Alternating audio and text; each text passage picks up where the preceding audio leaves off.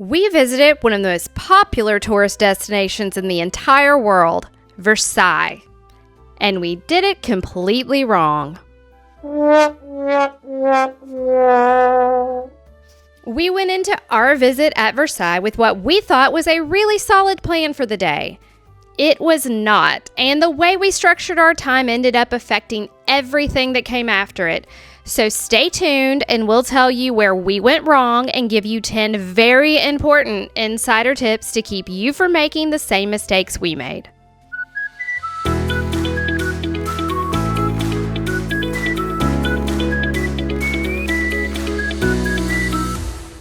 The Palace of Versailles is located just outside of Paris in the city that's also known as Versailles, and it's about a 30-minute train ride from Paris. It's also one of the most visited destinations in all of France, and for very good reason. The palace as we know it today was built in the late 1600s under King Louis XIV, who transformed what started out as a hunting lodge into the center of power in France. And when you get here, you will notice that it's not just a palace. It's the palace, the gardens, an entire separate estate with smaller palaces and even a small village.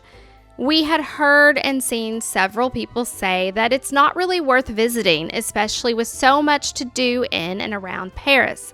And going into this, we honestly questioned whether we would enjoy it or not.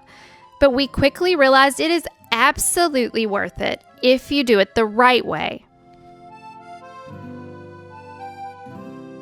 Our plan was to start the day with the King's apartment tour, which we were really excited about, and then move through the main palace to the gardens and then on to the Trianon estate area.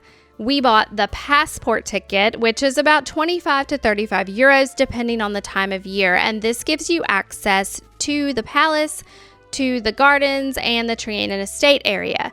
The King's apartment tour is an additional 10 euros, and we do think that that's worth it. So that is our tip number 1, and that is to purchase the passport ticket and the King's apartment tour edition. The tour gives you access to rooms that you wouldn't otherwise see, and you're getting a lot more context as you go without dealing with the same crowd levels that you run into in the main palace.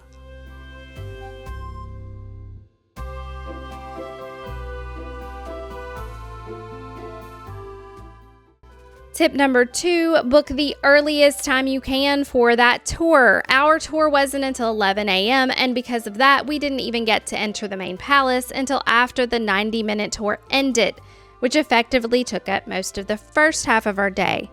And tip number 3, arrive at least 30 minutes early for the check-in time for your tour. The entrance area is enormous. It's extremely crowded, and there are multiple entry points. There are also a lot of tour groups that meet and line up outside in this area, and that can make it even more confusing. We had a difficult time finding the correct entrance for our tour and almost missed our check-in time because of it, so get there early.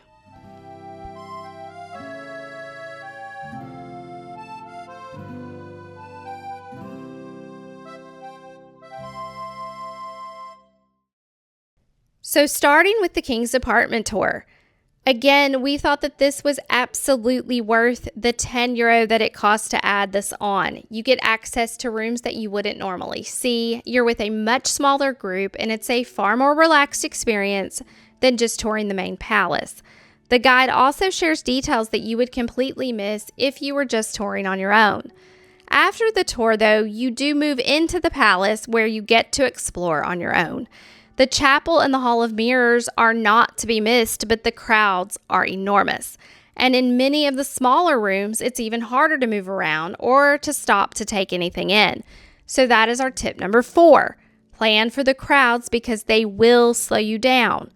We didn't really have that flexibility since our tour was later in the morning, so by the time we got into the palace, we were already on a very tight schedule.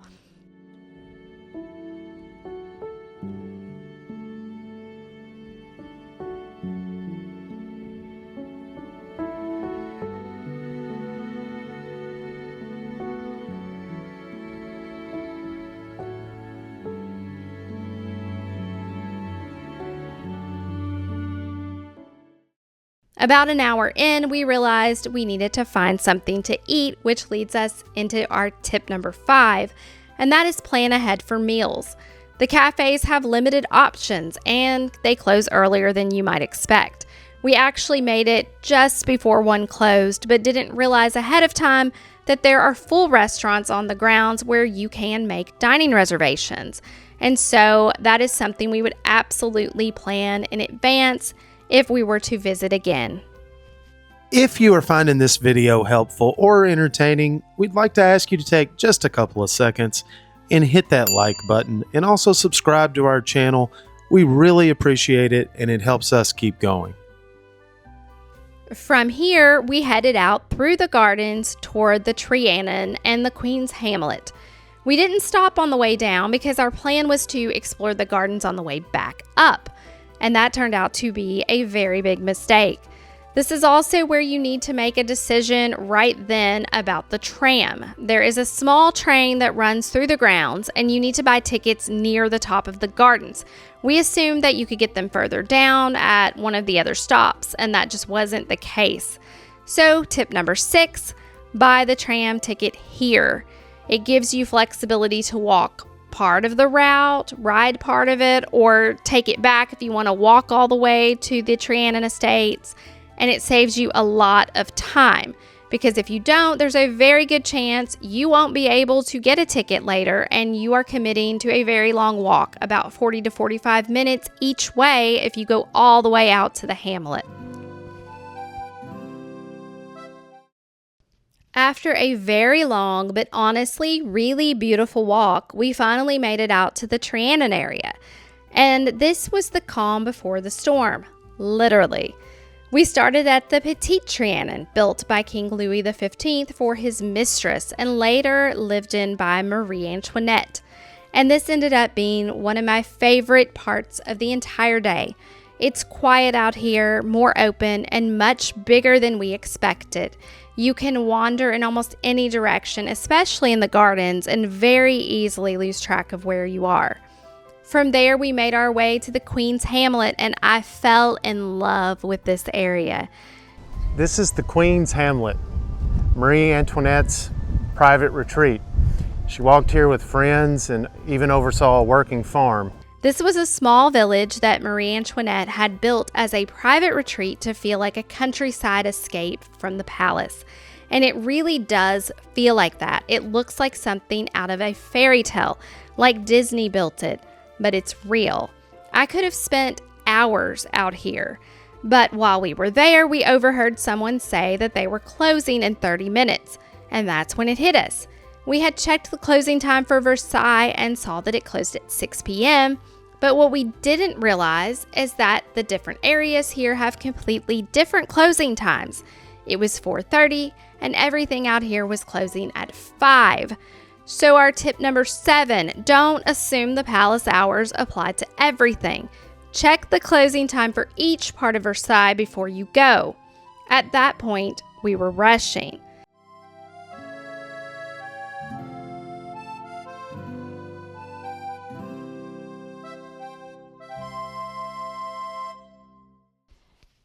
And tip number 8, this entire area takes several hours to see properly. If you don't give it that time, you are going to feel rushed and you are going to miss several parts of it.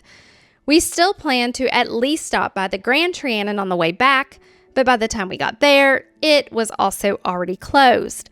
And then it got worse. As we started heading back toward the palace, every path through the gardens was blocked because the gardens had also already closed. So instead of walking back the way we came, along with a lot of other people, we were redirected down this long road and out a completely different exit. And as they say, when it rains, it pours, and that's exactly what happened next.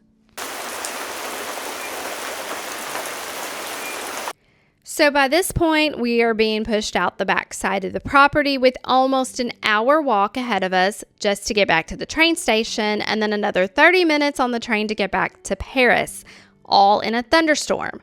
There was no shortcut, no way back through the gardens, and plenty of other people around us were in the exact same situation. People looked confused, and several even asked us how far it was to the train station. And that's when it hit us. We really underestimated Versailles right from the beginning. For us, we usually do a lot more research, but this trip came together very quickly. We were supposed to be on a British Isles cruise, and it was canceled just a few days prior because of weather, and Paris ended up being a very last-minute pivot. So tip number 9, do your research and plan ahead. You're already doing that because you're watching this, so good job. Look at the map, understand the layout here, decide what matters most and how long you think it will take you, and give yourself even more time than that. And tip number 10, give Versailles the time it deserves. We would plan for 2 days here, 1 day for the palace and gardens, and 1 day for the Trianon estate and the hamlet. And if you have extra time, even the town of Versailles looks worth exploring. Because trying to do all of this in 1 day is exactly how you end up doing Versailles wrong, and we don't want that to happen to you.